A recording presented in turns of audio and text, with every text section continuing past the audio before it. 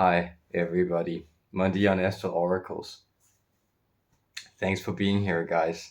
And if you caught the recent conversation and in our ongoing podcast series, then Mandy and I were discussing spiritual protection, or at least we were supposed to. But true to my habit, I circumlocuted us all the way around most of that topic. So I thought I'd do a proper guide to it here in a standalone video where you can also consult this as a type of manual with some fundamental tricks for what you can do for spiritual protection. Oh, these aren't cheat codes, they're techniques. Let's call them that, practices or observances instead. But getting into it, let's do them in descending order, because a lot of them you probably know intuitively. Light always banishes the shadows, so if you light up your space, and that's of course easier in the 21st century than it has been in the past, then you can of course uh, automatically also alter your mood, and if you then also kind of clean up and maybe walk around a little and also kind of access spaces that might feel like left over or forgotten in your home, so you kind of check the corners. That's another kind of immediate technique, right? That is actually a way of occupying your space. An even better way of doing that is singing. And of course, in the past, people lived in darkness a lot, but they also sang a lot and spoke a lot. So in that way, we've kind of lost that sense of vocalization. And singing together is incredibly powerful, which of course is also something you can do for protection, because seeking out the company and presence of others, which is also what children intuitively do, of course, that's always kind of seeking the protection of the flock. And that is usually the space where we get into trouble, or what we might call spiritual attacks. So these are um, what are they? I'm careful to put the right words to it, because um, attention is the driving force of these things, and that's it. That's where you can detect demonic or negative spiritual influence, is when your attention seems to be driven towards unwanted patterns, thoughts, or be filled with unwanted impulses. And if it's very strong, right, it's crystallization. So it's your actual thoughts that feel like you're hearing voices, or having like evil visions, or possibly if you've had the experience of what are they called, sleep terrors, or sleep paralysis, where you might see something hovering around your bed. So like those are examples of things that can sort of arrest your attention and grab it and force it. So that is what these forces, they travel in, both good and bad, and therefore it is always helpful to have um, a religious, say, uh, yeah, a guru, right, a savior figure, someone that you uh, can divert religious reverence and attention and observance and prayer to.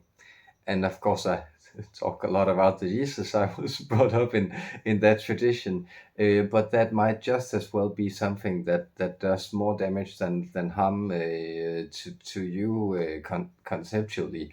Um, if that's associated with something that's not positive for you.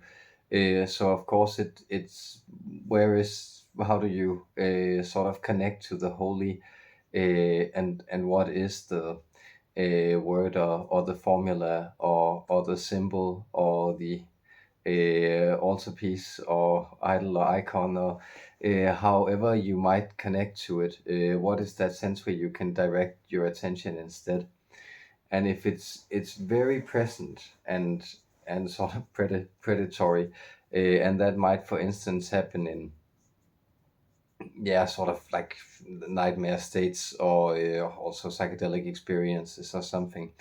It can be very helpful to, again, it doesn't claim your attention, but you actually use your attention as a kind of um, like magical armor and weaponry, because your attention is of course also magic and incredibly powerful, they which is why they're interested in grabbing it as a resource, because it's magic, creative force that's flushing through you, and most of it is done by the upper layers of your reality, and that's kind of the broadband. That's the active memory of your reality processing unit that's occupied by creating your reality. But there are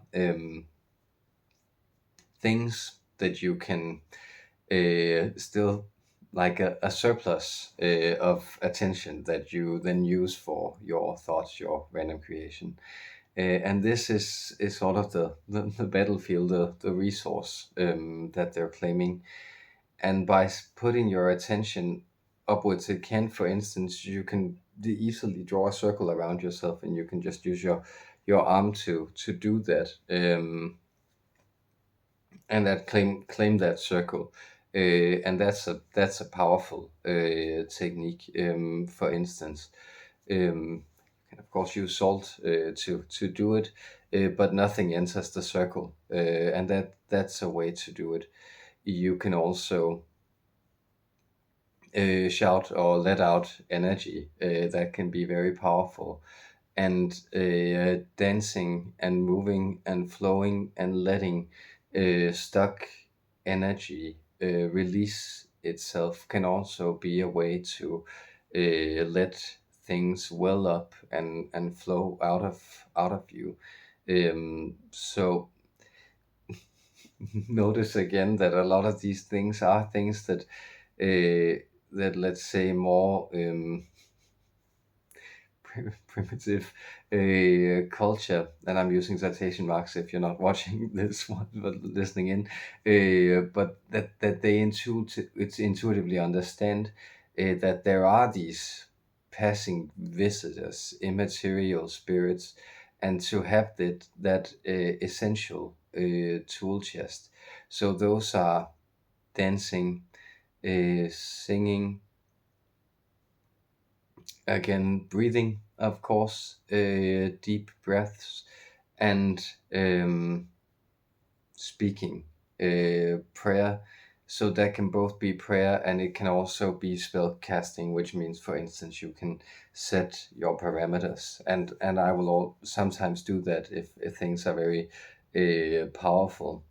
I just feel things randomly moving through me that needs to be said, but I claim these things where I say, like, at this moment I am within this circle. Let anything that seeks to enter must be of the purest light. You can do these formulas, so all those things are very helpful. But trouble is, of course, that often bad energy comes wrapped up in seduction, distraction, temptation, compulsion, and that is of course can be a little hard to tell. And uh, what they knew in the Middle Ages was that usually a fallen angel will show up and tempt you and lead you astray, and then they will leave you the worse for it. But of course, the angel, it it needs to calm you down. It says have no fear, because you are very afraid that the angel just showed up. But it of course leaves you guided and with a sense of faith, hope, and love. So that those are some techniques. And again, I stress that you can, summoning, calling all kinds of these divine protectors, who are again also much, much more powerful entities and who respect your free will. So that's why you must call them often. They don't necessarily intervene unless it gets too dicey, right? Or you need to have that experience, exactly because you're given free will and the light doesn't infringe on that. So for that reason, you can always summon whoever keeps you and guides you, and it can also be an ancestral presence, somebody who you've loved, and then again you can have these sort of magic objects, and partially things like malas or rosaries, or things you can focus in your hand. Again, this way of guiding focus and containing it in your body. Um, but then I'm of course blessed by now with these magic talismans. So for instance, this magic blanket that friend Laurie has given me, which is dear to me and have really sort of protected me and comforted me and through this year of being taken apart and going through a lot of physical pain, but also stuff like, yes, I have some selenite here. She gifted me too, and of course like this beautiful crystal quartz from Patrice. And like the reason I point out these things is that actually often we kind of exist in these soups of negative influence, and that can be, for instance, that you might have a pervasive sense that you aren't good enough. It's very very common among spiritual seekers, because that's often a component for them driving themselves into these insights and realities inquiries, right? They tried everything else and they really want to connect to what is good and right and true, but they feel lost in the world. And often that feeling of not being good enough has very much to do with a sort of, let's say, energetic dysfunction that's passed down generationally and might very well be connected to, let's call it, some of these dark matrices, right, of energy, where you might feel that there's like brightness being extracted and darkness going on.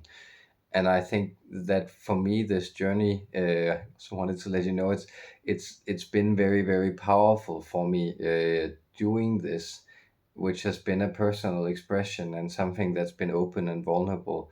And then, not only experiencing that it actually moved or helped people, but also that um, somebody gave me things because they appreciated me for what I did. So not like as a sense of obligation or a social responsibility of anything, but simply because it resonated with them, and somehow I was worthwhile.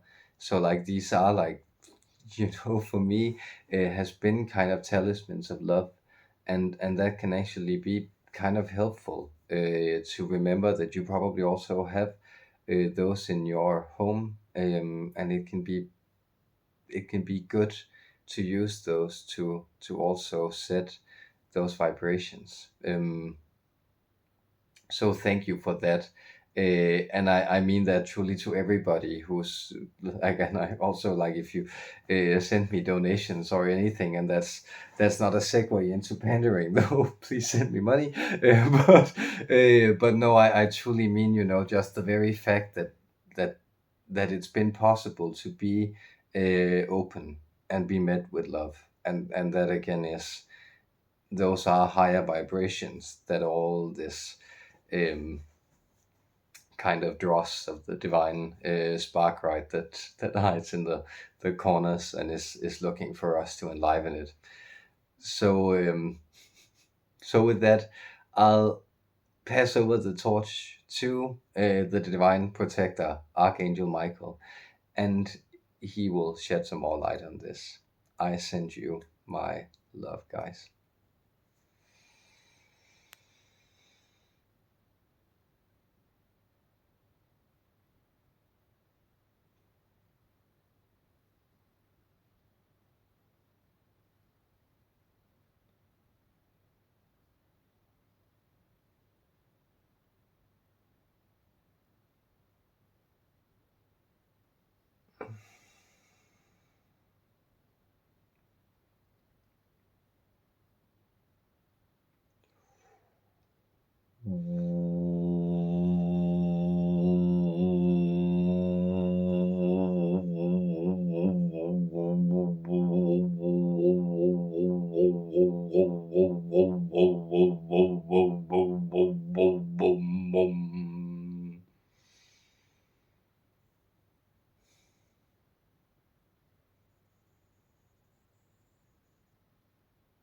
In loving harmony, I seal this moment,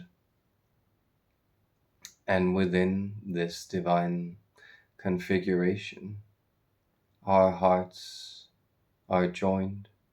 I bring with you the heart of heaven, the beating heart of light that guides you, and I greet you with love. I, the Archangel Michael, descending from these realms of brightness to help you shield yourself also in moments when I am not with you. I extend my energy and know the more we have communed, the greater is also the remembrance, the sense of inner knowing, of belonging to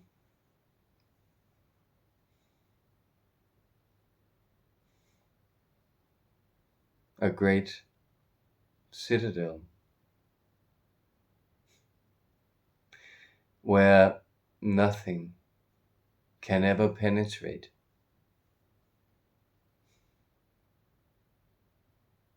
that has not been cleared at the gate, that has not been seen from the towers.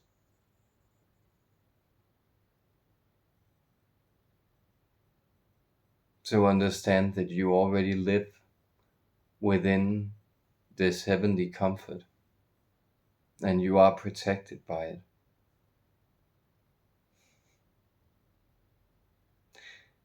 So not to ruin your sense of fun or urgency in this divine game that you play, but these dark forces or entities, even those you conceive of as archons, as world rulers and masters, as demonic, even those are pets and playthings in our petting zoo of the dark.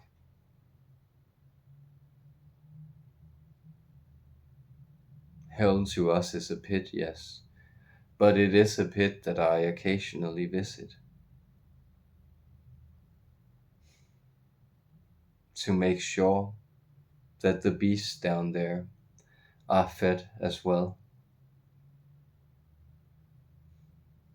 And this is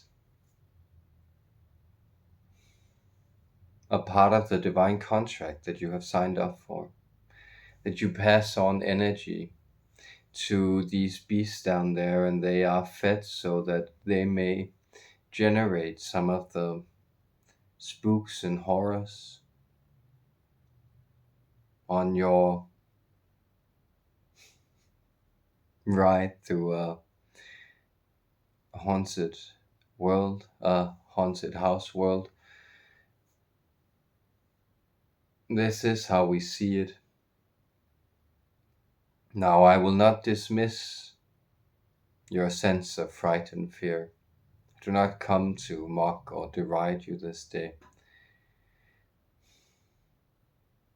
I greet you, I bless you, and I remind you of the deep, unconditional, and unwavering love that we hold for humanity, and especially those of you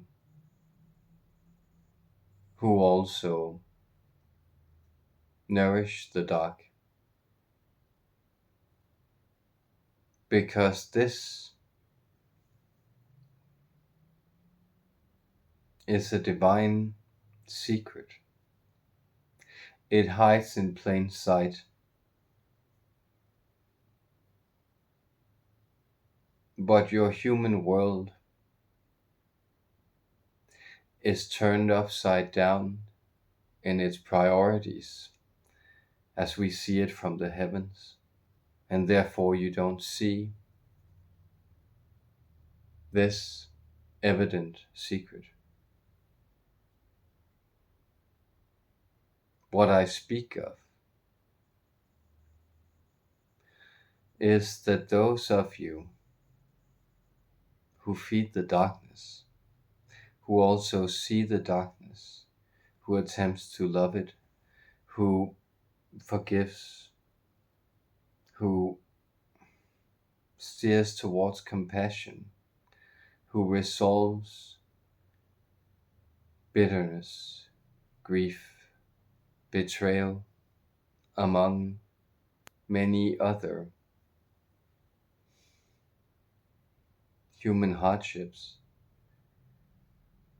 You are loved by the light, and the light is within you, and this is why the darkness is seen and transformed through you.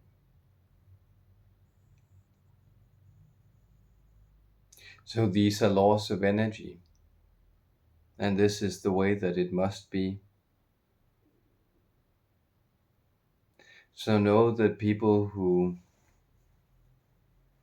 suffer,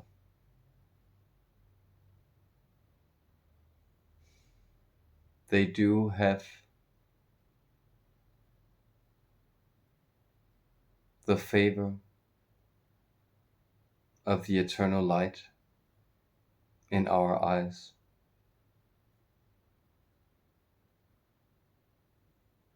Then you may ask us, why do we not turn it around? Why do we not put those who are bright and shining in their souls and haven't totally forgotten the ways of heaven before they came here? Why don't we put those on top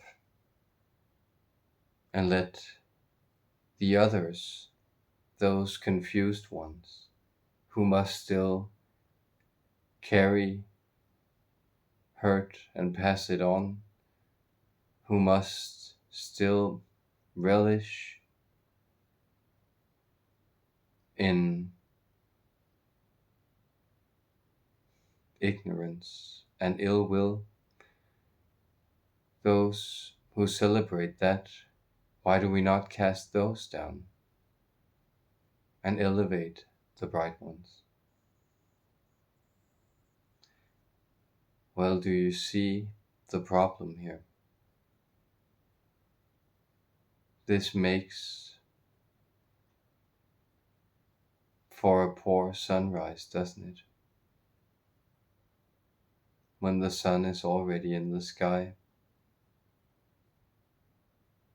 and the darkness is already banished to underworld caves,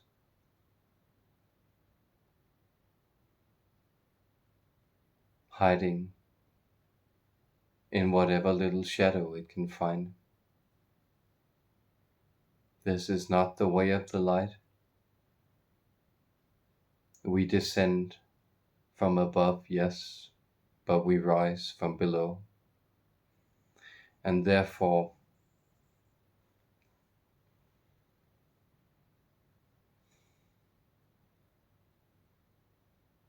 we must bring the light down into these lowest points, and from there it rises again, and its illumination, its love, is a banishment of all that is evil.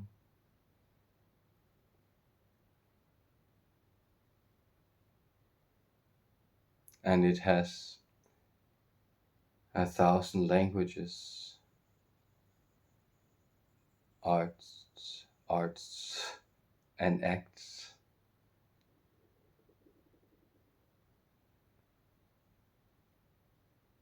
A 1,000 expressions of itself.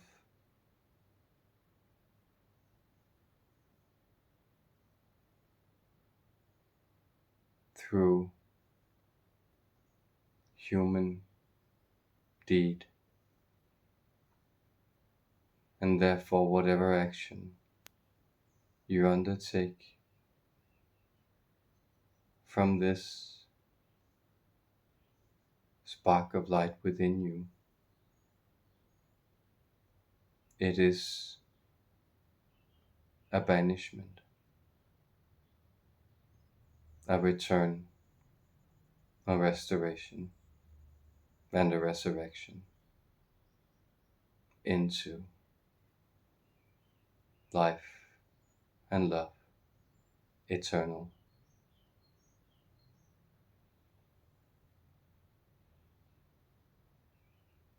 Amen.